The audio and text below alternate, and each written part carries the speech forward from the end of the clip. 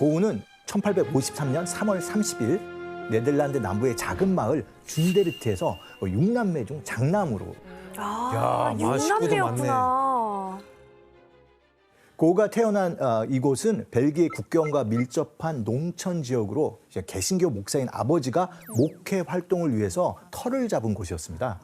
예, 당시만 해도 이 동네에는 카톨릭 신자가 더 많았기 때문에 부모님은 종교적으로 좀 엄격했고요. 종교가 다른 사람들과 어울리면 좀 위험하다고 생각을 했는지 고흐는 이제 가족끼리만 약간 좀 폐쇄적인 분위기 속에서 어린 시절을 보내게 됩니다.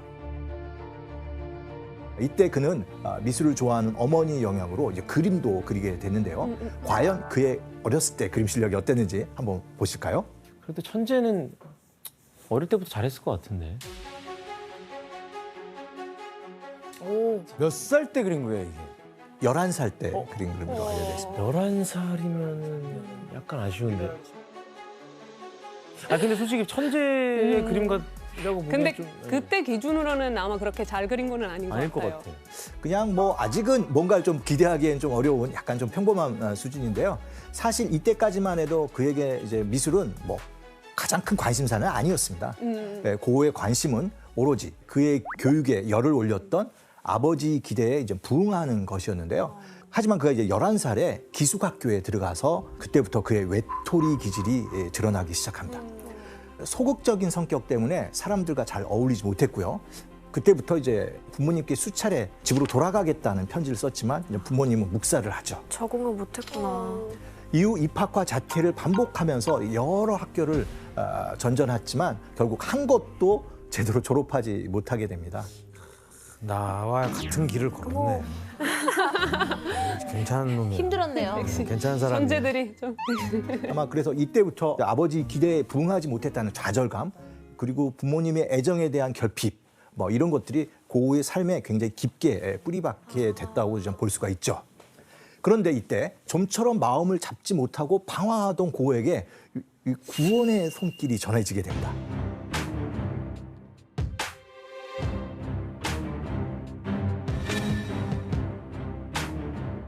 그러니까 1869년 16살이 된 고흐가 큰 아버지 소개로 아트 딜러라는 첫 직업을 얻게 되는 것이죠.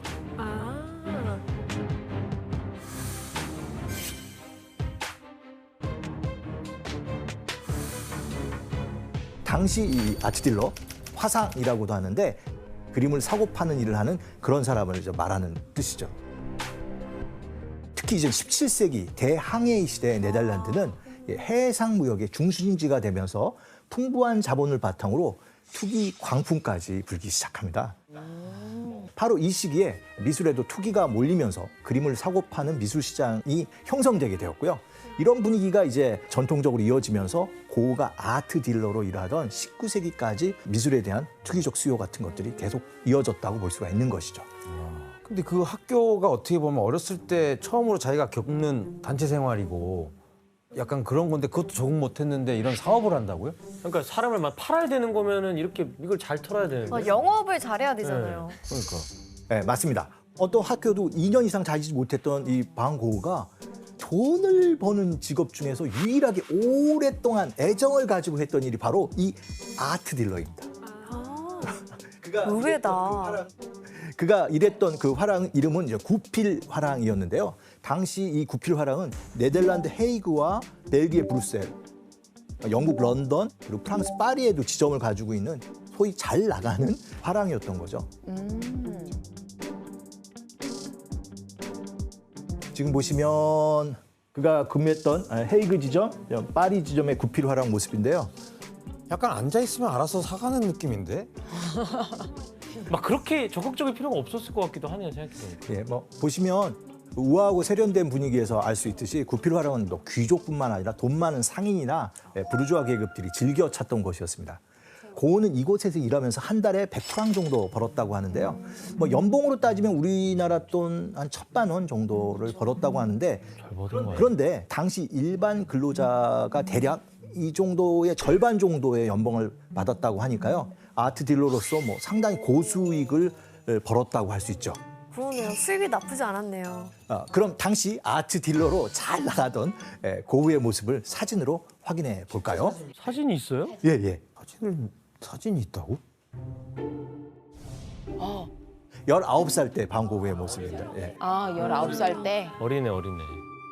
고우는 16살부터 23살까지 총 7년 동안이나 화랑에서 근무한 것으로 봐서 고우에게 그림 파는 일은 적성에 맞았던 것 같습니다. 그리고 이제 미술대학을 나오진 못했지만 아트 딜러로 일하면서 수준 높은 그림들을 접하게 됐고요. 이 과정에서 그림을 보는 안목을 키우게 됩니다. 와. 그리고 가족들에게 편지를 보낼 때마다 자신이 사는 동네를 설명하기 위해 펜으로 그림을 그리기 시작했습니다.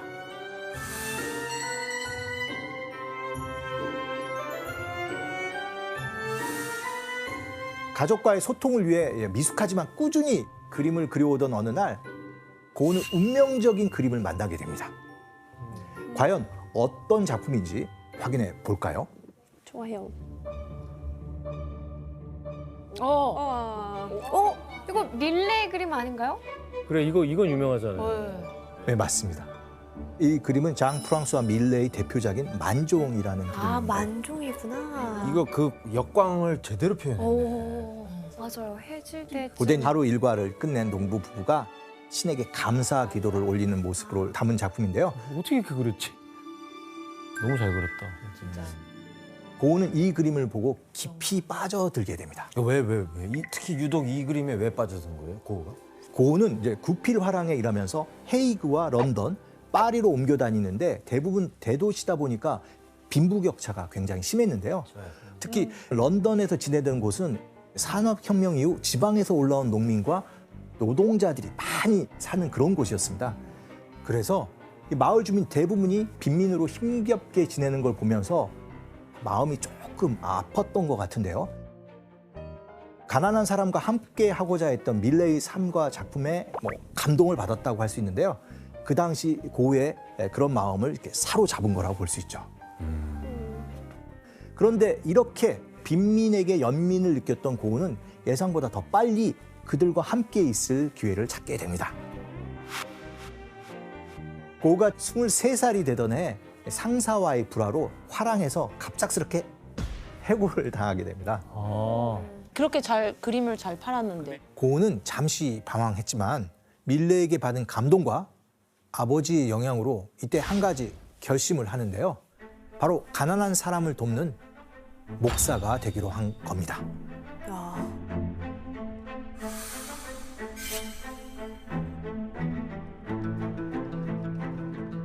당시 고우가 그린 탄광촌 사람들의 그림을 한번 확인해 볼까요? 그림은 또 꾸준히 그리고 있네요. 오. 진짜 일상생활에서 가장 고생을 하는 장면인 것 같아요. 그러니까요. 제일 열악한 상황에서 일하는 사람들을 그렸네요. 이곳 사람들은 무거운 석탄 자루를 나르면서 누구보다도 고된 노동을 하고 있었는데요. 이 모습을 보면 고우는 자신의 물건을 몽땅 가난한 사람들에게 나누어 주기도 했다고 하고요. 그래서 탄광의 그리스도라는 별명을 얻기도 했다고 합니다. 하지만 이 상황을 보면서 목사인 아버지마저도 도가 지나친 광적인 행동이라고 생각을 하게 됩니다. 게다가 고우는 이전부터 약간의 우울증을 앓고 있었기 때문에 부모님 그를 정신병원에 보내야 한다는 그런 생각까지도 하게 되고요. 이런 부모님의 얘기를 전해 들은 고우는 1년 동안 가족들에게 편지를 보내지 않고 소식을 딱 끊어버립니다. 반항할 것 같아요. 아니, 아빠, 엄마가 나를 정신병원에 넣는다고? 믿을 수가 없을 것 같기도 하고. 예, 그리고 또 엎친 데 덮친 격으로 동료마저도 사실 그를 좀 부담스러워합니다. 너무 헌신적으로 다가오자 이제 광적이라고 좀 생각을 하면서 멀리하게 되는데요. 결국 고우는 혼자 궁지에 몰리게 되는데요. 아이고. 그런데 이때 그에게 인생의 새로운 길을 제시해 준 사람이 등장하게 됩니다. 바로 그의 동생인 테오 반 고우입니다. 태호. 태우? 네, 반 고우의 동생 테오는 네덜란드에서 형처럼 아트 딜러로 일하고 있었는데요. 고우와 사이가 좋았던 그는 방황하는 형에게 직업 화가를 추천한 겁니다.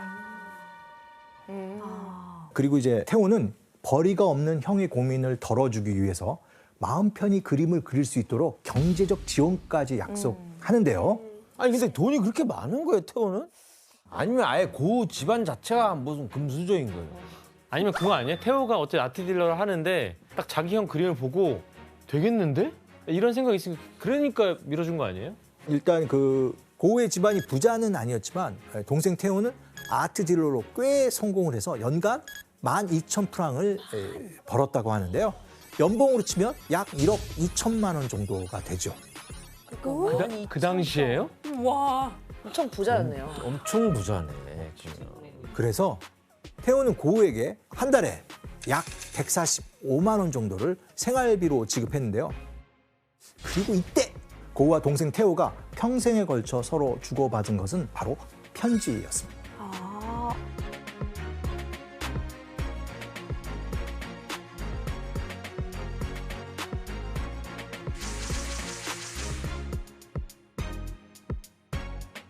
그리고 고우는 편지를 통해 자신이 어떤 그림을 그리고 있는지 또 어떤 의도로 그림을 그렸는지 때로는 드로잉까지 이렇게 곁들여가며 동생 태호에게 자세하게 설명을 하게 됩니다.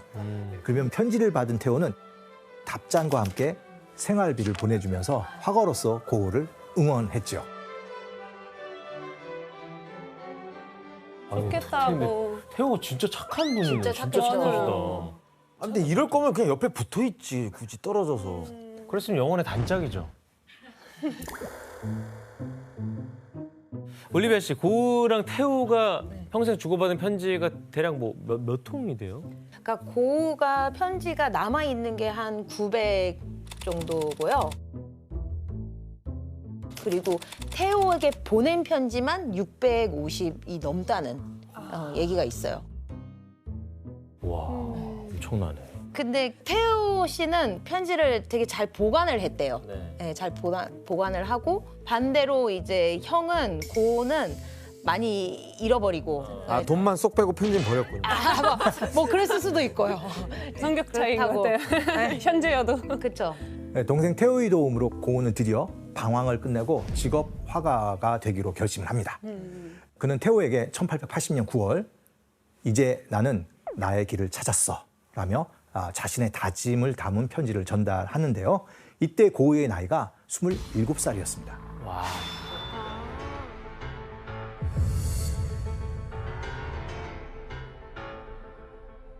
화가가 되기로 한 고우는 그간 떠돌이 생활을 정리하고 가족들이 있는 네덜란드 에텐으로 돌아가게 되는데요. 고우는 자신만의 작업실을 만들고 그림에 집중하면서 부모님과의 관계도 이제 좋아지게 되는 그런 상황을 보여주는데요. 잘 됐다. 잘 됐다. 아니에요. 아니에요. 항상 이런 다음에 안 좋은 일이 일어나요. 하지만 하지만이라고 하셨네요. 하지만 고우가 사랑에 빠진 여인 때문에 집안이 발칵 뒤집히게 됩니다. 아이고 저는. 누구죠? 사별한 사촌 누나를 보고 사랑에 빠졌기 때문인데요. 뭐라고요? 가족이. 사촌 누나입니다. 네, 그녀는 고우보다 7살 많았고요. 8살 된 아들도 있었습니다. 네. 당연히 가족들은 물론이거니와 친척, 친구들까지 완강히 반대하게 되는데요. 야, 이게 미쳤네 하겠네, 진짜.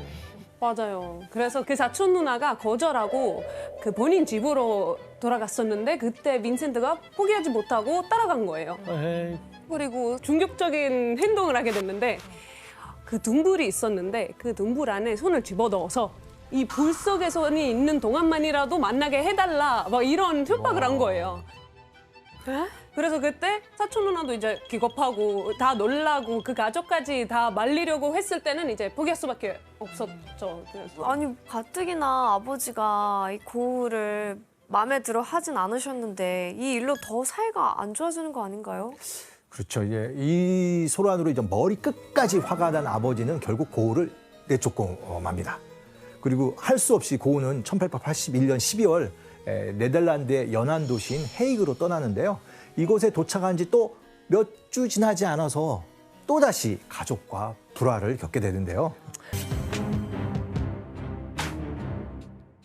그리고 이후 이 시절 고우의 노력이 아주 집대성한 대표작이 탄생하게 되는데요. 그림을 한번 볼까요? 궁금하다. 씨. 에바오하기.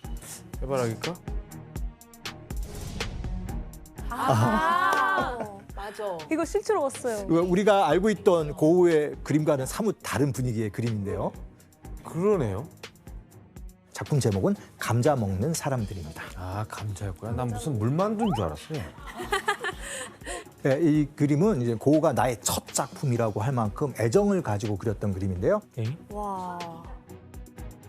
그가 왜 이 그림을 그렸는지 고흐가 편지에 남긴 글이 있는데요. 규현 씨가 좀 읽어주시겠어요?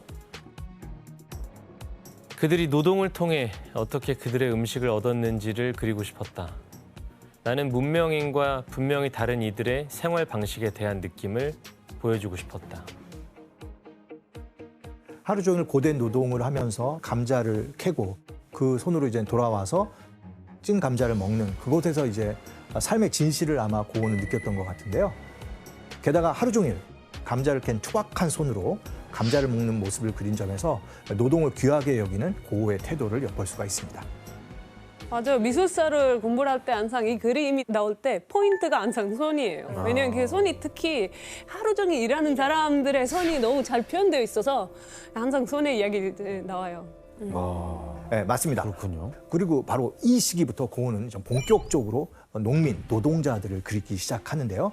1884년부터 1885년 이 겨울 동안에만 무려 40여 점이 넘는 농부들의 초상화를 그리면서 스스로 나는 감자 먹는 사람들과 살았고 호흡했다고 말할 정도로 가난한 노동자들은 그의 그림 인생에서 중요한 가치관으로 자리 잡게 되죠. 그래서 어쨌든 이제 뭐 그림에 몰두한 고흐의 첫 작품인데 올리비아 씨 이때 그림 보고 사람들 반응은 어땠어요? 이 그림을 사실 다시 판화로 만들어서 이제 친구에게 선물을 했대요. 보내서 선물을 했는데 그 친구 반응이 이게 뭐야? 왜 이렇게 어둡고 왜 이렇게 우울한 그림을 그렸나? 그러네. 그럴 수 네. 있어. 어. 그때 트렌드하고 또 너무나 달랐던 스타일이니까 그쵸. 그 평가가 별로 안 좋았어요. 예, 고흐는 그림에 열정을 쏟아부었지만 스스로의 만족과는 달리 사람들에게 인정받지 못했던 겁니다. 그래서 좀 더 색채가 다양한 예술을 보고 배우려고 했는데요. 이를 위해 그가 선택한 곳이 바로 프랑스 파리였습니다. 그렇죠. 모든 예술가들이 이제 파리로 갔었죠. 결심이 선 고흐는 동생 테오에게 연락을 취했고요. 함께 몽마르트에 정착하게 됩니다.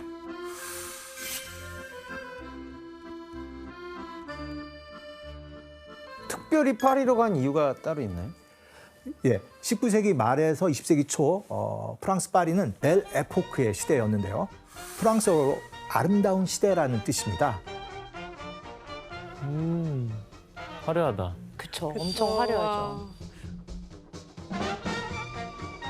이 시기 파리는 런던, 베를린과 함께 유럽을 대표하는 도시였는데요. 최고. 1855년과 1867년 그리고 1878년 세 번의 엑스포를 개최하면서 파리는 중세의 도시를 벗어나고 있었습니다. 뭔가 낭만 있어, 느낌이. 진짜 되게 고풍스러운 것 같아요. 그리고 1887년부터 이것이 지어지면서 파리의 모습은 더욱 파격적으로 변하게 되는데요. 역시 야, 오. 애플타워. 와, 레고 같다, 레고. 진짜 애플타워 없으면은 파리 알아보기가 힘들 것 같은데. 에펠탑 준공 전후로 파리에는 세계의 핫한 트렌드가 몰려들었고요. 현대 도시를 누리고 싶은 사람들로 그야말로 좀 문전성시를 이뤘던 것입니다. 예술가들은 특히 파리의 이곳으로 모여들었는데요. 과연 여기가 어디일까요? 몽마르트 한다 그죠 뭐. 몽마르트르. 거기 가면은 계단에 그냥 젊은이들이 그냥 다 앉아 있던데요, 요즘도. 예, 규현 씨 말씀대로 바로 몽마르트인데요. 예.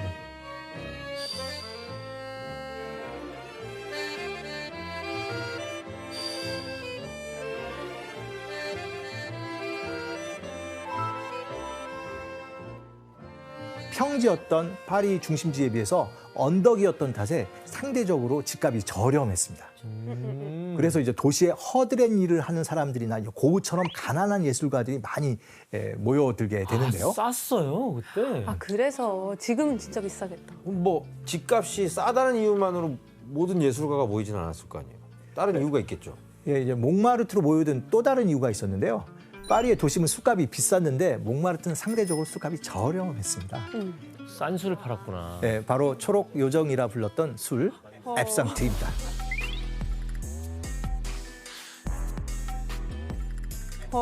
압산트. 압산. 맞아요. 앱산트? 아주 독한 술이에요. 맞아. 이 술의 특징은 크게 두 가지인데요. 싸다, 독하다. 알코올 도수가 무려 70도나 되기 때문에요. 이때만 해도 이제 압생트는 테레벤이라는 환각 성분이 들어가 있었고 이 성분 때문에 압생트를 마시면 몽롱한 기분을 느낄 수 있었다고 합니다. 그래서 예술가들은 이 기분을 느끼면서 예술적 영감을 얻기도 했는데 고호도 예외는 아니었던 거죠. 저도 가끔 이제 술 마시고 작곡하거나 막 할 때가 있거든요. 다음날 들으면 절대 못 들어주겠거든요. 근데 이게 그 화가들은 달랐나 보네요. 이게 술 마시고 뭐 영감이 더 떠올랐나 보네. 그러면서 이곳에는 술집과 홍등가가 발달하게 됐는데 이때 최초의 카바레인 물랑루즈가 여기 이제 생기게 되죠.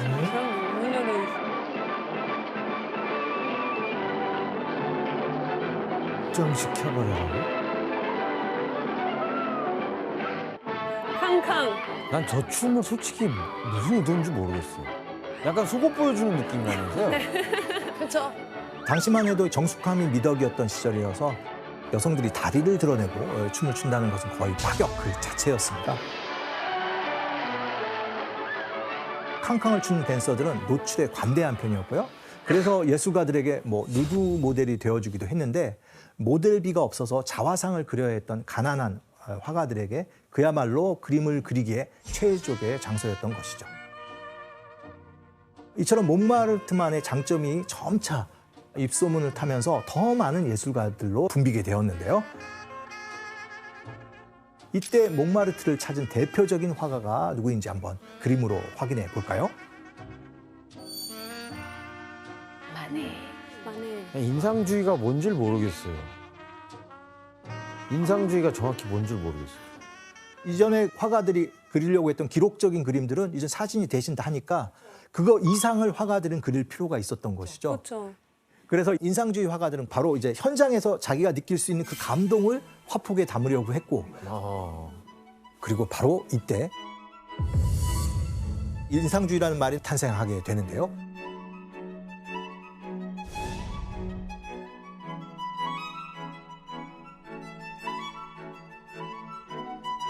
이건 에드와르 마네가 그린 풀바지의 점심이라는 그림입니다. 그러니까 인상주의를 얘기할 때 굉장히 중요하게 보는 작품 중 하나인데요. 예, 이 그림을 보게 되면 굉장히 좀 당혹스러운 부분이 있는데요. 벌거벗은 세계사에 초대 한번 해야 될 것 같아요. 왜요? 왜 인상을 그렇게 써요? 인상주의라서요. 네. 정숙함이 미덕이던 시기에 나치의 여성이 그것도 화면 정면을 바라보는 모습은 파격 그 자체였고요. 풀바지의 점심이 1860년대의 파격이었다면 1870년대 또 한 번 파격을 가져온 화가가 있는데요. 바로 클로드 모네입니다.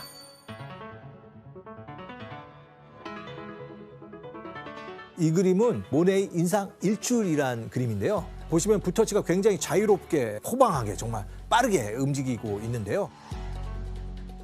모네는 이 그림을 통해서 그 순간에 느낄 수 있는 그 빛을 남기고 싶어 했던 거죠. 근데 확실히 못 그렸어요. 근데 좋은데요, 나는 뭔가 그냥 맞아요. 그냥 남는 인상 있잖아요. 막 그런. 저것도 그리다만 것 같은데 내 기준에.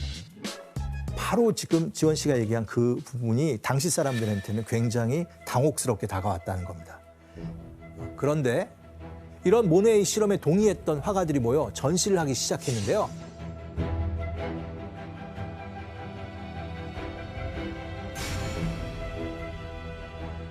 하지만 당시 신문들의 반응은 상당히 매서웠습니다. 혹평했겠지. 그러니까 Exposition des peintres impressionnistes. Madame, cela ne serait pas prudent, retirez-vous.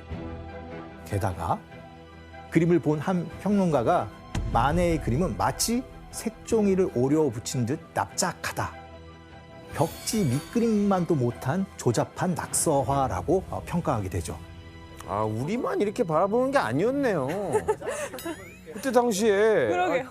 대중들 자체가 저희처럼 저렇게 막 봤네요. 그런 말 했던 사람들 지금 후회 많이 했겠어요. 진짜. 하지만 인상주의 화가들은 곧 그들의 그림을 인정받으면서 파리를 대표하는 화가로 자림해 나가게 됩니다. 바로 이들이 꽃을 피우던 시기 고흐가 파리를 찾게 되는데요. 동생 테오와 이제 몽마르트의 터전을 잡은 고흐는 이때 이제 파리에서 본격적으로 다시 이제 그림 공부를 시작하는데요. 이때 인상주의 화가들과 어울리면서 고흐의 그림에는 변화가 찾아오게 됩니다.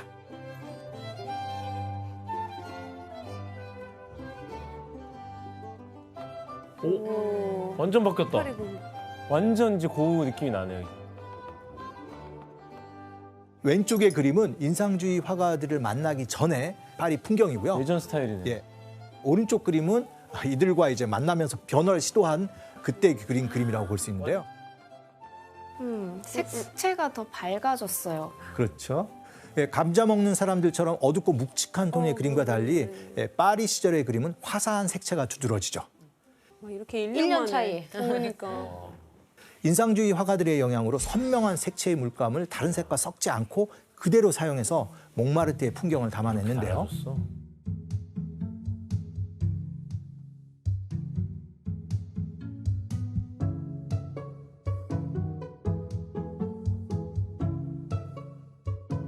이렇게 고흐는 그림에 대한 열정을 더욱 불태우게 됩니다. 하지만 테오에게 생활비를 받아 쓰는 입장에서 늘 부족했던 게 있었는데요. 바로 물감이었습니다. 다채로운 색채를 사용하게 되면서 물감이 더 정말 귀해졌는데요. 그런데 이런 고흐에게 물감이나 화구를 내주는 조력자가 등장하게 됩니다. 고흐는 고마운 마음을 담아서 그의 초상화를 그려줬는데요. 과연 어떤 인물일지 그림으로 확인해 볼까요? 아, 이분이 그림 속 인물은 파리의 화구상이었던 탕기 영감이라고 부르는 사람입니다. 폴 세잔, 르누아르 이런 유명한 화가들이 바로 탕기 영감의 단골이었는데요. 탕기 영감은 동생인 테오와 함께 화가 고흐를 응원했던 든든한 지지자였는데요. 그런데 탕기 영감을 그려준 화려한 색채의 고흐의 그림을 보면 유럽 감성이라고 하기엔 조금 낯선 그림이 눈에 띄는데요. 혹시 찾으셨습니까? 게이샤. 케이샤도 있고 후지산도 있는 것 후지산 같은데. 그러니까 아 그러네 후지산이 있네. 다 그게 정말 신기했죠. 예, 이건 우키오에라고 하는데요. 당시 인상주의 색채와 함께 고흐가 빠져 있었던 일본의 판화로 만든 풍속화라고 할 수 있겠습니다.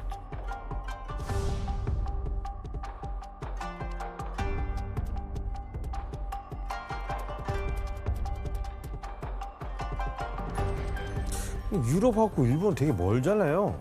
근데 고흐가 어떻게 일본풍에 빠지게 된 거예요? 일본 사람이 왔나? 예, 사실 지금 고흐는 파리에 오기 전에 일본의 그 주요 무역항이었던 벨기에의 안트워프에서 일본 미술을 이미 접한 경험이 있었습니다. 그리고 고흐가 파리에 건너왔을 땐 이미 세계 박람회를 통해서 일본 미술이 전파되었고요. 그러면서 일본 미술에 대한 관심이 굉장히 커졌죠. 고흐는 이 시기 우키오에 이제 더욱 빠져들게 되고 여러 그림을 남겼는데 심지어 여러 그림을 모사했는데 그럼 이번엔 고흐가 그린 우키오를 한번 보도록 하겠습니다. 예, 이 그림은 고흐가 그린 오이란이라는 그림인데요.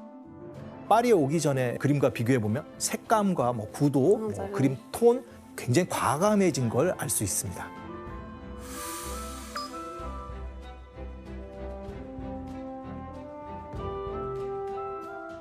고흐는 이제 많은 우여곡절이 있었지만 파리에서의 경험을 통해 이제 화가로서의 자질을 확인하게 됩니다.